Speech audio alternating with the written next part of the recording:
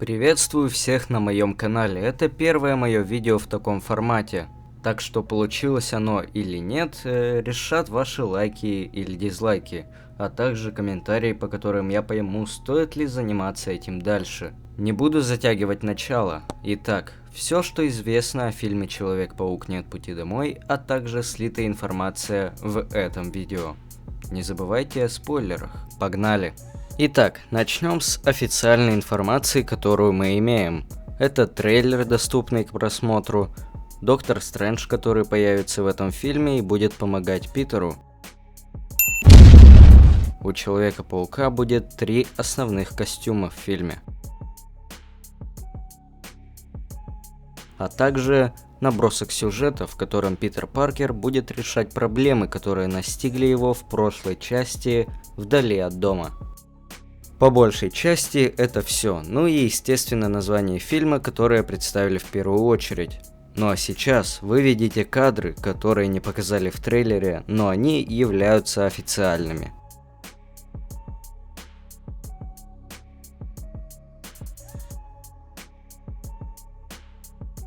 Итак, теперь переходим к кадрам по фильму. Я вам покажу фото со съемок, которые особо-таки ничего не показывают, просто дам им вам посмотреть под крутой музончик.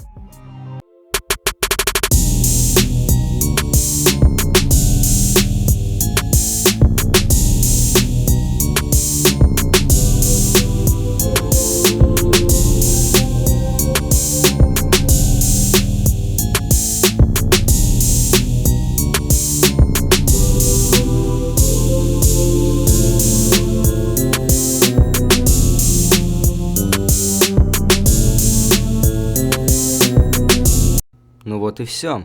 Теперь переходим к слитой информации. Будем идти по шкале от менее важных кадров до самых интригующих и интересных. Хотя, по-моему, все из кадров являются интересными. Ладно, погнали. На этом фото мы видим мерч, который выдавали съемочной команде «Нет пути домой». Из интересного здесь основной шрифт из трилогии Человека-паука Сэма Рэйми с Тоби Магуайром в главной роли. Далее небольшая отсылочка на Паука с PlayStation. Ну и самое интересное, это сам Человек-паук на принте футболки. Вроде ничего необычного, но это костюм Эндрю Гарфилда. Вот, кстати, фото, которое использовано для принта. Ладно, идем дальше. Том Харди, играющий Венома во вселенной Sony, был замечен в кепке, которую выдают актерам и съемочной группе «Нет пути домой». Ну что же, теперь мы переходим к самому сладенькому. Злодеи из прошлых фильмов о Пауке возвращаются. Из стопроцентных появлений вернутся Электро из Высокого напряжения 2014 года. Правда, теперь он будет в новом обличии и совсем не тем неудачником, что был во второй части с Гарфилдом. Всем привет! Также вернется Уильям Дефо из трилогии с Тоби. Ну и Доктор Осьминог, который также засветился в трейлере вместе с Бомбой Гоблина. Кстати, интересная находка была обнаружена в трейлере. Смех Гоблина был озвучен Уильямом Дефо, поэтому все сомнения рассеиваются. Также сама бомбочка является той же самой, что и в трилогии. Мы можем увидеть вот такое фото, на котором в плохом качестве, но все же видны Электро в исполнении Джеймса Фокса, Октавиуса в исполнении Альфреда Молины, ну и самое интересное, это Ящер и Песочный Человек, которые, вероятно, сохранят свои образы из старых появлений. Далее мы видим фото в плохом качестве, на котором видны 2 человека на крыше. Возможно предположить, что это Человек-паук в исполнении Тома Холланда и еще один Человек-паук только в исполнении Эндрю Гарфилда или же Тоби Магуайра. Ну а на следующем фото мы видим студию, на которой проходили съемки. Также в этой студии было снято видео с Эндрю Гарфилдом, которое уже давненько гуляет по интернету. На этом же видео, при осветленном кадре, можно увидеть руки Тоби Магуайра. Вероятнее всего, их разговор завязан на веб-шутерах, которых у Тоби Магуайра нету. По губам читать нельзя, но возможно предположить, что Гарфилд говорит фразу по типу «У тебя кровь паутина», что на энглише звучит как So you have our web blood? Далее идет еще одно фото, на котором не совсем четко, но все же видны Тоби Магуайр и Эндрю Гарфилд. Скорее всего, снято там же, где и разговор Эндрю.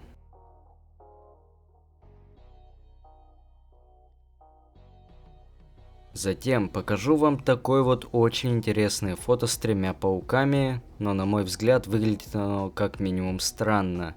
Я его не могу принять за стопроцентный кадр из фильма.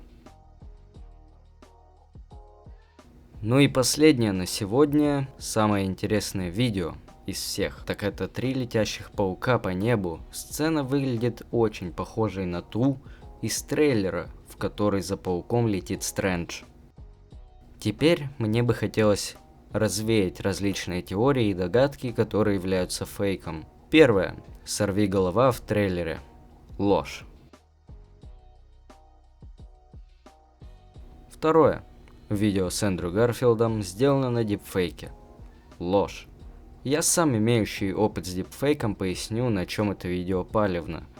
То самое окошко с дипфейком его подставило. Ведь первые 2 окошка в дипфейке отвечают за видео, из которого берется лицо для замены. Вторые 2 окошка отвечают за видео, на котором лицо нужно заменить. Ну и 5-е окошко — это финальный результат. Да и как я знаю, в дипфейке нельзя генерировать анимацию лица.